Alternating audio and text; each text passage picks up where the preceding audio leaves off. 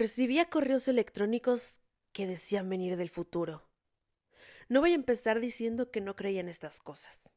Eso es mentira. Siempre he tenido la sensación de que mi vida va unos pasos adelante de mí, como si llegara tarde a mis propias decisiones. Tal vez. Por eso cuando recibí el primer correo, no sentí miedo. Sentí reconocimiento. Era una sensación de que esto era familiar. El mensaje no decía mucho, solo una línea. Lee esto con calma. Ya lo has hecho antes. El remitente, mi propia dirección de correo electrónico. No era una parecida, o quizás una antigua, de esas que uno usa cuando va en la secundaria y de repente olvida. Era la misma, la mía. No pensé en hackers, no pensé en errores del sistema, pensé en algo mucho peor. Pensé que de alguna forma yo misma lo había enviado, solo no recordaba cuándo. Pero tenía esta sensación familiar de que yo misma había provocado todo esto. Quizás ahora no me entiendan, pero en el camino puede ser que lo hagan. Abrí el mensaje, no había saludo, no había despedida, mucho menos una firma, solo instrucciones, que decían: no borres este correo, no hables de esto con nadie y sobre todo, no intentes entenderlo todavía. No les voy a negar que esta parte humana mía de repente cerró la computadora. Solo me quedé sentada varios minutos, mirando la pared. Esa noche la verdad es que dormí muy mal. No por miedo. Era algo más como incomodidad. Como cuando sabes que hiciste algo mal, pero años atrás, y de pronto solo vuelve a tu cabeza, sin explicación. De hecho, les voy a contar esta otra historia que tiene poco que ver, pero quizás así entiendan la sensación de incomodidad que yo tenía. Hace unos años conocí a un chico. Era realmente caballeroso. Se portaba muy bien conmigo. Cada que podía iba a mi casa a visitarme. Estudiábamos juntos.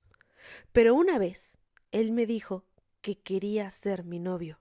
Y yo en ese momento, a pesar de sus buenas atenciones y de lo bien que me la pasaba con él, simplemente no quería. ¿Saben? Es esta sensación de cuando alguien solo no te gusta. Podría ser perfecto, podría ser caballeroso, podría ser honesto, podría tener muchísimas cualidades, pero cuando no te gusta, solo no te gusta. De ahí pasé a sentir esta incomodidad que ahora les platico. Solo era una sensación de decir: ay, gracias, pero no quiero. Así mismo me sentí con esto. No tenía miedo, no había ninguna clase de sentimiento malo. Bueno, la incomodidad de saber que algo estaba pasando, pero que yo misma lo podía resolver.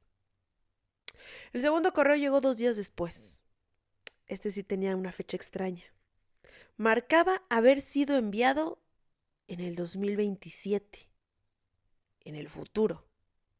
No decía reenviado, no decía programado, solo enviado. Pero desde años adelante. El contenido esta vez era más largo.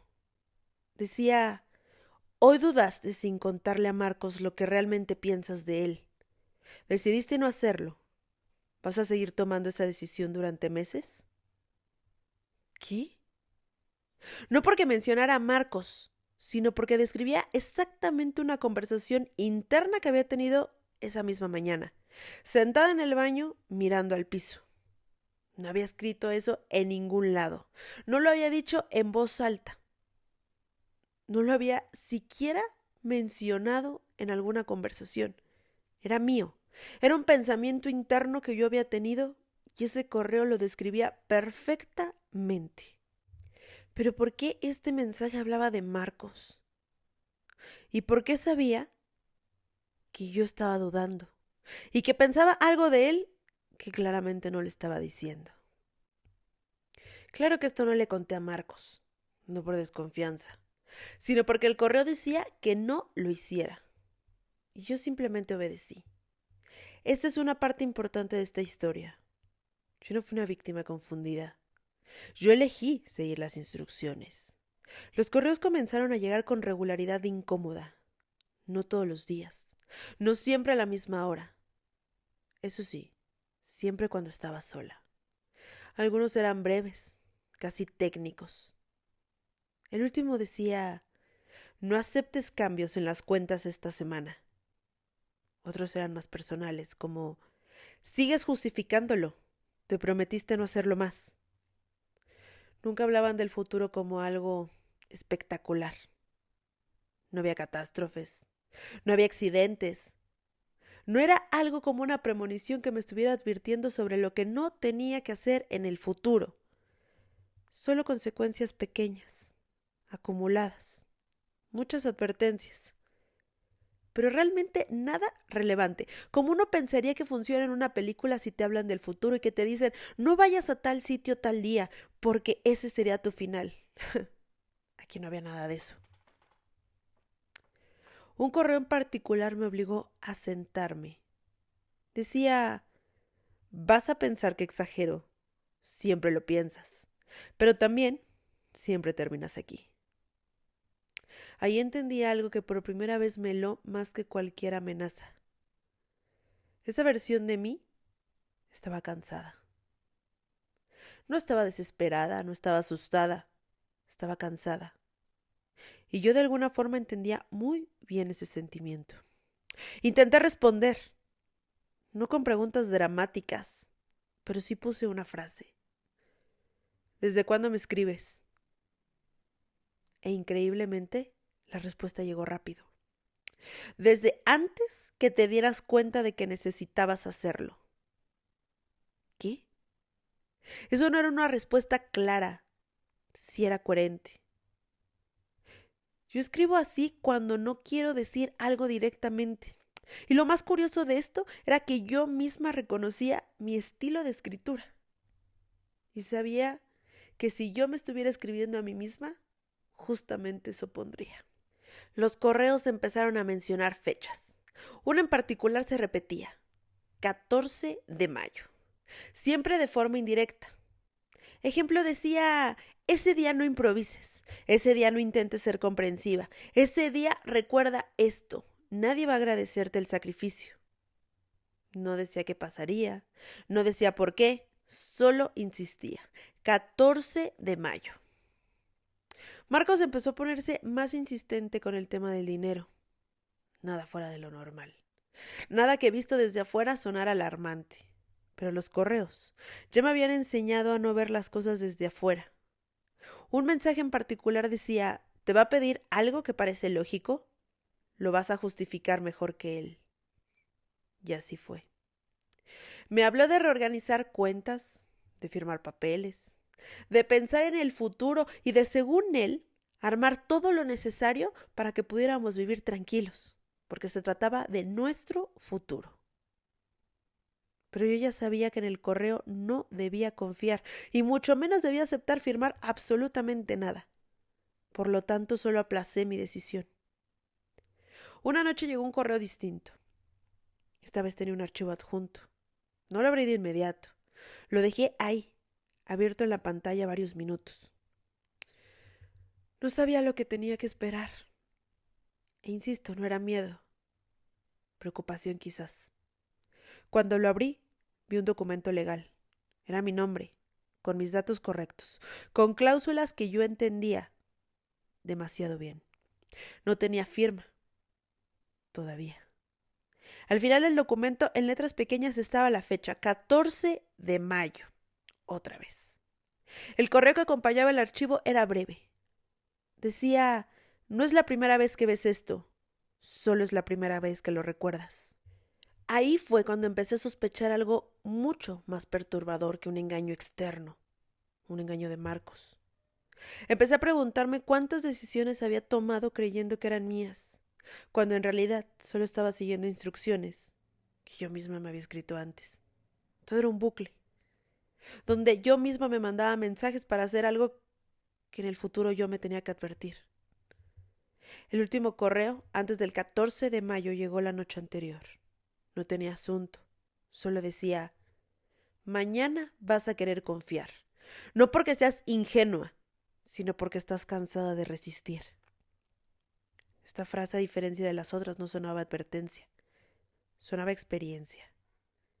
El 14 de mayo, Marcos me puso los papeles frente a mí. Habló despacio, con una paciencia casi ensayada. Yo asentía, no porque estuviera de acuerdo, sino porque estaba escuchando algo más. Mi celular vibró. Un nuevo correo. El asunto decía última corrección. Y decía, si firmas, no voy a volver a escribirte, porque ya no hará falta. No decía por qué. No lo necesitaba. Simplemente no firmé. No hice una escena. No lloré, no grité. Dije que necesitaba tiempo. Marcos de repente perdió la paciencia de una forma que jamás había visto antes. No fue exactamente violento, pero sí diría revelador. Se comportó de una manera que llegó a perturbarme. Yo simplemente me fui. Después vinieron las consecuencias normales. Evidentemente esto trajo discusiones, verdades a medias que Marcos me dijo, silencios largos, reproches. Descubrí que había deudas. Descubrí que él intentaba poner cosas a mi nombre, movimientos que no me había contado, evidentemente. Y ahí todo comenzó a encajar. De hecho, demasiado bien.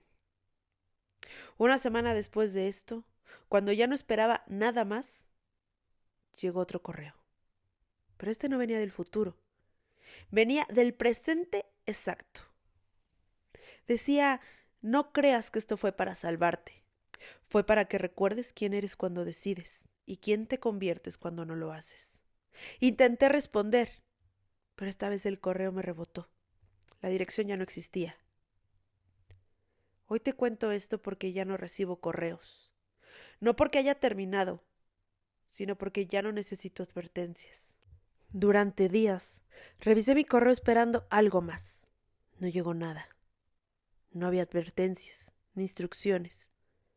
Al principio sentí alivio, después una incomodidad distinta, como cuando te das cuenta de que alguien ya no te vigila, porque ya aprendiste a vigilarte sola. Pasaron semanas, quizás meses. Marcos salió definitivamente de mi vida. Los papeles quedaron guardados. Las deudas no fueron mías. Todo parecía haber terminado, y sin embargo algo no encajaba. Había frases en los correos que seguían repitiéndose en mi cabeza, no como recuerdos, sino como pensamientos propios. Ideas completas, redacciones exactas, como si yo las hubiese escrito antes.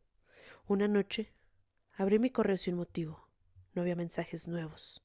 Pero al ver mi bandeja de enviados sentí un vacío en el estómago. Había un correo que no recordaba haber escrito. No estaba programado, no estaba en borradores. Ya había sido enviado. El destinatario era mi propia dirección. La fecha de envío marcaba 2025. Hoy. Abrí el mensaje. No tuve que leerlo completo para saberlo. Era mi forma de escribir, mi tono, mi manera de advertir sin suplicar. El correo decía, si estás leyendo esto, todavía dudas. Eso significa que aún no has llegado al punto donde yo estoy. Escúchame con atención esta vez. Sentí náuseas, pero seguí leyendo. No pienses en cambiarlo todo. Solo evita el error que sabes que viene. No confíes, no firmes, no te traiciones. Era exactamente igual a los primeros correos. No similar, igual.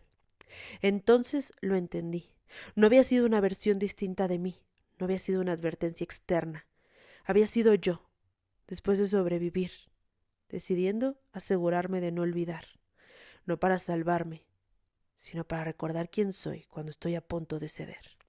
Ese mismo correo tenía un archivo adjunto, un documento en blanco, sin firmas, sin fechas. Solo una nota final. Cuando llegue el momento, sabrás qué escribir aquí. Cerré la computadora. No borré el correo, no porque me diera miedo, sino porque entendí que algún día voy a necesitar enviarlo otra vez. Yo no recibía correos del futuro. Yo me los mandaba, para no convertirme otra vez en la versión que decidió no escucharse.